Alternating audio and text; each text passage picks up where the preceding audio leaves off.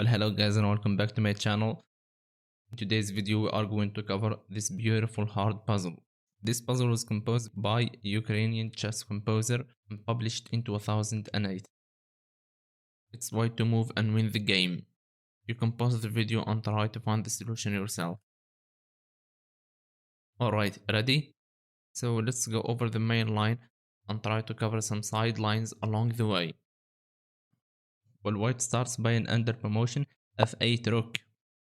If he tries for example to get a queen, then black plays king h2. If white plays e6, then we simply get a queen takes on f1, and this is a stalemate because it's black's turn and he has no legal moves to make. So going back to the main line, after f8 rook, black plays f1 queen, rook takes on f1, king takes on f1, then king takes on g3. It is very important for white to defend this pawn. Black can take this pawn, so he needs to go after the d and the e pawn.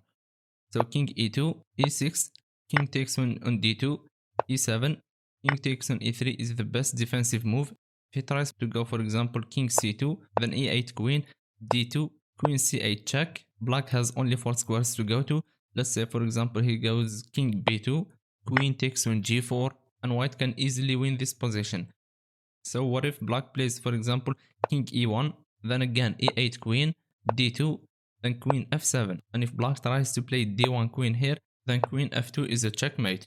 So here after king takes on e3, we have another under promotion, e8 rook. If white plays e8 queen, then d2, and white cannot give any checks, so he has to stop the d pawn from promoting, and that's by going queen d7. Black plays d1 queen, and if white takes the queen, then this is also a stalemate. So black here plays e8 rook, after d2, rook d8, king e2 coming to the defense of the d pawn, white takes the pawn, and at the same time opening the file for the g pawn. So d1 queen, rook takes, king takes, and after king f4, black can no longer save the e pawn, so he has to go after the other pawns. So king c2, king takes on e4, king b2, king d3, and after black takes on a2, it is very important that white plays king c2 to defend this pawn and restricts the black king's movement. So black's only move is king a1.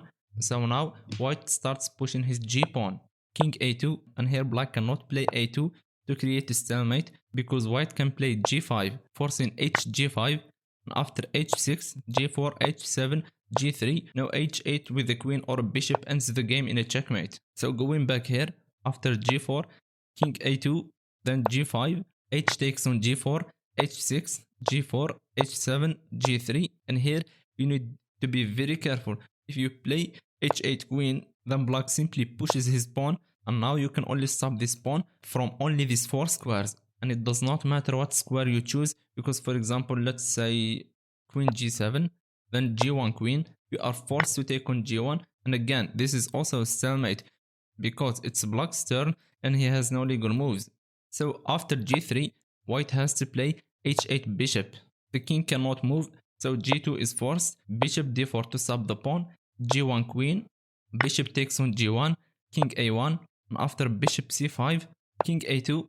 If black plays a2, bishop d4 is a checkmate. So king e2, bishop takes on b4, king a1, bishop takes on a3, and after king a2, white plays bishop c5. As you can notice, the black king is restricted between these 2 squares, and now this is an easy win for white. After king a2, queen b2 is a checkmate. Alright, I think that's it. If you wanna go over more lines of this puzzle, the link with the analysis board is in the first comment.